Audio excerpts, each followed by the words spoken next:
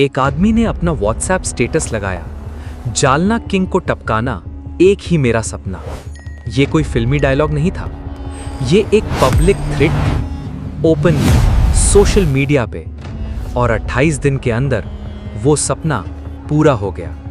Broad day light में, भीड़ के बीच, एक नहीं 2 गोलियां। और उस मर्डर के बाद जो हुआ वो मर्डर से भी ज्यादा शॉकिंग था।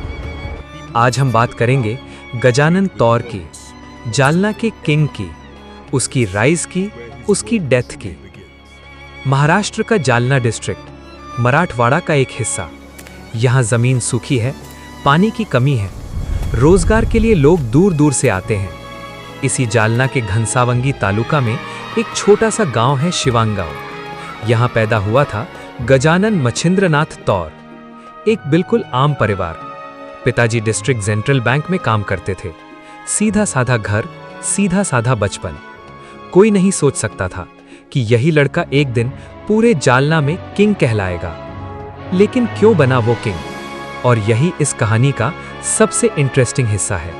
गजानन तौर शिवसेना शिंदे गट के एक बड़े नेता का कट्टर समर्थक था। गजानन बढ़ा और साथ में बढ़ा उसका काम। जालना की सड़कों पे उसके नाम के पोस्टर्स लगते थे, happy birthday Jalna king. Social media पे पेजेस, फॉलोअर्स, सपोर्टर्स। ये सिर्फ एक आदमी की पॉपुलैरिटी नहीं थी, ये एक केयरफुली बिल्ट ब्रांड था। वो मराठा रिजर्वेशन आंदोलन का एक्टिव मेंबर था। अंतरवाली सराठी के प्रोटेस्ट्स में उसने अपनी पॉकेट से 1 लाख पानी की बोतलें बांटे, खुद अपने खर्च से। लोग उसे देखते थे, लोग उसे जानते थे, लोग उसे सपोर्ट करते थे।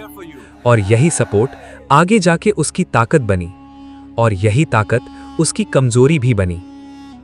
लेकिन गजानन की एक और दुनिया थी, पुलिस रिकॉर्ड्स। जालना, घनसावंगी, अंबड़, अलग अलग पुलिस स्टेशंस, अलग अलग केसेस, 20 से ज्यादा मामले। अब तुम सोचोगे तो वो क्लियरली क्रिमिनल था। रुको, इन 20 मामलों में से 18 में वो बरी हो चुका था। कोर्ट ने 18 बार एविडेंस नहीं मिला या केसेस ही वीक थे। ये एक इंपॉर्टेंट पॉइंट है, क्योंकि यही वो ग्रे जोन है जहां मराठवाड़ा के बहुत से स्ट्रॉन्ग मैन रहते हैं, न पूरी तरह क्रिमिनल, न पूरी तरह क्लीन। और इस ग्रे जोन में रहने वाले लोगों के लिए गवर्नमेंट के पास एक टूल होता है, MPDA, Maharashtra prevention of dangerous activities act. State government ने डिसाइड किया ये आदमी डेंजरस हो गया है, चार्जेस प्रूव नहीं हो सके पर डेंजर रियल है, MPDA लगा दिया, तड़ीपार किया गया। हरसूल जेल छत्रपति संभाजी नगर उर्फ औरंगाबाद में भेजा गया। और यहीं से स्टोरी का सबसे डार्क चैप्टर शुरू होता है। हरसूल जेल 2021-22। जेल के अंदर बहुत लोग थे, बहुत तरह के लोग। उन्हीं में से एक था विलास पवार, टाइगर, और दूसरा भागवत डोंगरे। वक्त गुजरा, साथ रहे, बातें हुई। लेकिन जेल से बाहर आने के बाद पैसों का हिसाब बिगड़ा। लेन देन में कुछ ऐसा हुआ जिसका कोई सैटिस्फैक्टरी जवाब नहीं मिला। छोटी सी बात, पैसों का झगड़ा। लेकिन इन सर्कल्स में छोटी बातें बड़ी हो जाती हैं, बहुत बड़ी।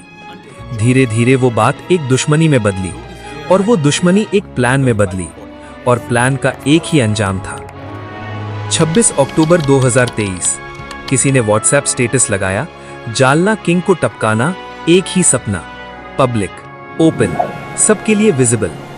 और उसके ही कुछ दिन के अंदर कुछ ऐसा हुआ कि पूरा जालना सोच भी नहीं सकता था।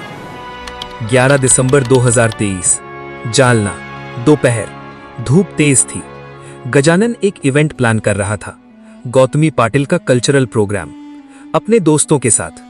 कार से उतरा, मन था चौफुली, नॉर्मल दिन था। फिर एक बाइक आई, 3 लोग, देसी पिस्तौल। पहली गोली पीठे में। कोई और होता गिर जाता, लेकिन गजानन नहीं गिरा। वो खड़ा रहा, हमलावर पर हाथ डाला, चाकू छीन लिया, पलटवार किया, आखिरी दम तक लड़ा। लेकिन एक और गोली चली, इस बार सर में। जालना किंग अब नहीं रहा। मर्डर हुआ भीड़ के बीच और हमलावर भागे। पुलिस ने तुरंत रिस्पॉन्स किया, सिटी सील, नाकाबंदी।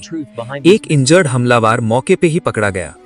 2 लोग अपनी 4 व्हीलर से भागे लेकिन एक्सीडेंट में फंस गए, और mastermind tiger Vilas Pawar bike पे निकला।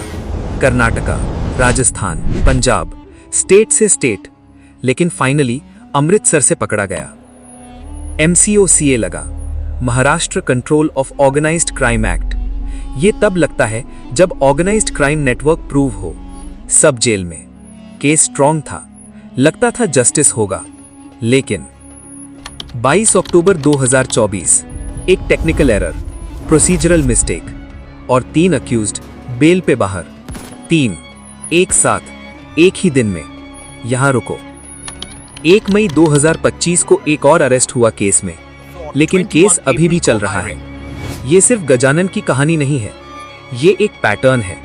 मराठवाड़ा में और ऑनेस्टली पूरे महाराष्ट्र में एक कल्चर ग्रो कर रहा है, स्ट्रॉन्ग मैन कल्चर, जहां एक इंसान की रियल पावर कोर्ट में नहीं सड़कों पे होती है।